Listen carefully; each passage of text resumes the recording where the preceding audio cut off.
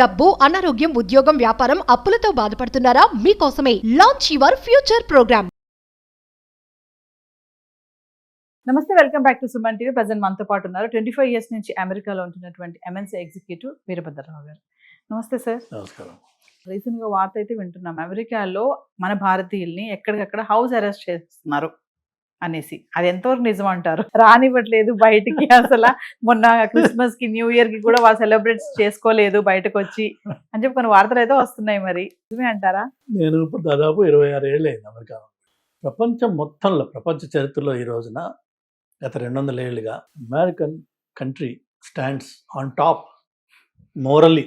ఇప్పుడున్న పరిస్థితి వదిలేయండి, కానీ మోరల్గా, హ్యూమన్ రైట్స్ బేసిస్లో, డెమోక్రసీ బేసిస్లో America is the best country. అందుకనే అందరూ అటు చూస్తూ ఉంటాం. అందుకనే America has become the standard bearer.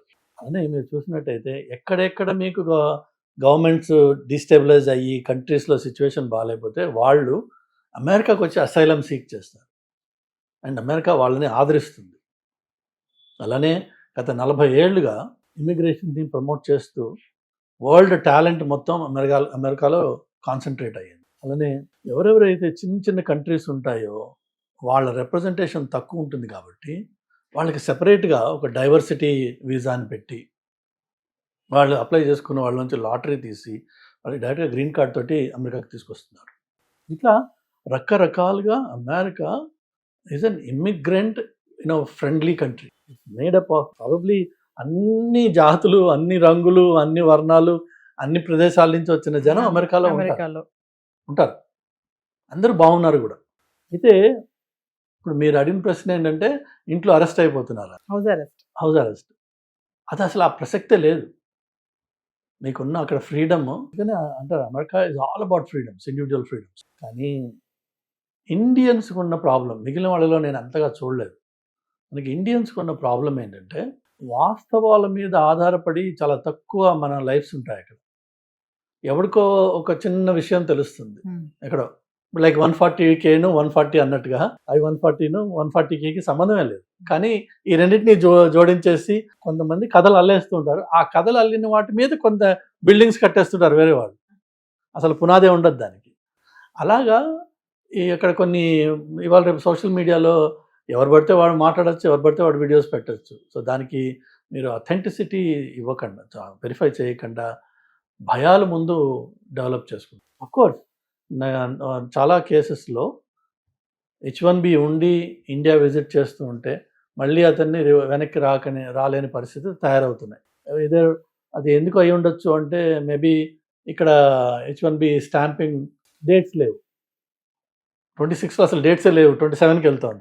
So ఏం చేస్తారు మీరు, మీ రెన్యూవల్ అయ్యింది, మీ చేతిలో H1B ఉంది, కానీ ఇక్కడ వెళ్ళడానికి లేదు. ఇంతకుముందు ఆటోమేటిక్ రెన్యువల్స్ లేదంటే డ్రాప్ బాక్స్లు ఉండేవి, మెల్లిమెల్లిగా ఆ ఫెసిలిటీస్ అన్నీ తీసేశారు. సో చచ్చినట్టుగా వెళ్ళి ఆ లైన్లో నిలబడి రెన్యూ చేసుకుని రావాలి, కాదు. So you're stuck. అది అలా రకరకాల సిచ్యువేషన్స్, రకరకాల వాటిల్లో అనుభవాలు జరుగుతున్నాయి. దానివల్ల ఇది ముగ్గురికో నలుగురికో ఇలా ఎక్స్పీరియన్స్ అయింది అనుకుందాం. అయ్యేటప్పటికీ ఇది వాళ్ళు వెళ్ళి అందులో కొంత మాత్రమే నిజాన్ని, కొంత వాళ్ళ ఊహకల్పనని, కొంత అందులో రేసిజంను కూడా తీసుకొచ్చి పెట్టేస్తారు, ఇండియన్స్ని కాబట్టి ఇలా చేశారని చెప్పి. ఇలా ఏదో వాళ్ళు చేసే వాటిని ఆధారపడి అక్కడ ఉన్న వాళ్ళు భయపడిపోయి, అరే వాడికి H1B ఉన్నవాడికి ఏదో అయిందట, నేను వెళ్ళను, వాడికి ఏమైందో మనకి తెలియదు, మహా అయితే మనకి 1% కూడా అందులో నిజం తెలియదు. కాబట్టి H1B వాళ్ళకి మళ్ళీ రానివ్వట్లేదట అని H1B వాడు ట్రావెల్ ప్లాన్ మార్చి. లేకపోతే F1 స్టూడెంట్స్ చాలామంది నేను చూశాను గత 15 ఏళ్ళ అనుభవంలో. స్టూడెంట్ ఒకసారి అమెరికాకు వచ్చాక వాళ్ళు మళ్ళీ వెనక్కి రారు ఇండియాకి, భయం. నా అనుభవంలో నేను చూసింది ఏంటంటే ఇలా జరగడానికి 2 కారణాలు ఉన్నాయి. ఒకటి, మనం ఒరిజినల్గా అప్లికేషన్ ప్రాసెస్లో H1B కానీ F1 కానీ ఇంకోటి కానీ ఆ ఒరిజినల్ ప్రాసెస్ మొదలుపెట్టినప్పుడు మనం ఏమన్నా అబద్ధాలు మాట్లాడున్నాడు, ఆ అబద్ధము ఈరోజు మళ్ళీ నెక్స్ట్ సెకండ్ టైం ఎంట్రీకి వచ్చినప్పుడు పోర్ట్ ఆఫ్ ఎంట్రీలో వాడు అడిగే ప్రశ్నల్లో ఆ అబద్ధం ఎక్స్పోజ్ అయ్యే అవకాశం ఉంది. కాబట్టి ఆ దొంగ ఇక్కడ ఉన్నాడు లోపల, ఆ భయం ఉంటుంది, వాళ్ళు వెళ్ళకపోవచ్చు. అంతేగాని ఇంకొకటి వచ్చేసి, మీకు ఇంతకుముందు చెప్పాను నేను, అమెరికాలో H1B రిలేటెడ్ ఫ్రాడ్ బాగా జరుగుతుంది. అంటే పనికిరాని చెత్త కంపెనీలు 20 మంది 30 మందిని బాడీ షాపులను పెట్టుకుని వాడేదో చేసే H1, వాడు H1 సంపాదించడం కోసం వాడు బుక్స్ని కుక్కప్ చేసేసి ఇలా రకరకాల ప్రాక్టీసెస్ ఉన్నాయి. ఆ వచ్చిన H1కి మీరు స్క్రూట్నీ చేసినట్టయితే ఆ కంపెనీ ఎక్స్పోజ్ అయిపోతుంది, క్యాండిడేట్ ఎక్స్పోజ్ అయిపోతాడు. ఎందుకంటే ఇవాళ గత 10 ఏళ్లలో H1B ప్రాసెస్ని బాగా టైటన్ చేశారు. ఏంటంటే for a particular job and a particular లొకేషన్కి మీకు లేబర్ సర్టిఫికేషన్ కావాలి. ఇంతకుముందు అలా ఉండేది కాదు. సో ఒకవేళ ఎవరన్నా ట్రావెల్ చేయడానికి వచ్చాడు, అతనికి ఈ lives in Chicago for example, వేరే అతని జాబ్ షికాగో కాదు, షికాగోలో ఒక సబర్బ్లో ఉంది, డిఫరెంట్ సిటీ. పోర్ట్ ఆఫ్ ఎంట్రీలో there is a high likelihood అతని వీసాని రిజెక్ట్ చేస్తాడు. బికాజ్ నువ్వు ఎక్కడ ఉంటున్నావు అని చెప్పావు, ఎక్కడ పనిచేస్తున్నావు అని చెప్పావు, నీ లేబర్ సర్టిఫికేషన్ ఏముంది, రెండిట్లో తేడా ఉంది. సో అక్కడ అయ్యే అవకాశం ఉంది. ఆ భయంతో కూడా కొంతమంది రావట్లేదు. అంతే తప్ప ఎవరిని కూడా అక్కడ హౌస్ అరెస్ట్, మనం అరెస్ట్ చేసుకుంటే అది వేరే మాట, నేను బయటికి వెళ్ళను. అంతేగాని కొంత ఈ ఐస్ రైడ్స్ అని జనాల్ని ఆపి అడగడాలు జరుగుతున్నాయి.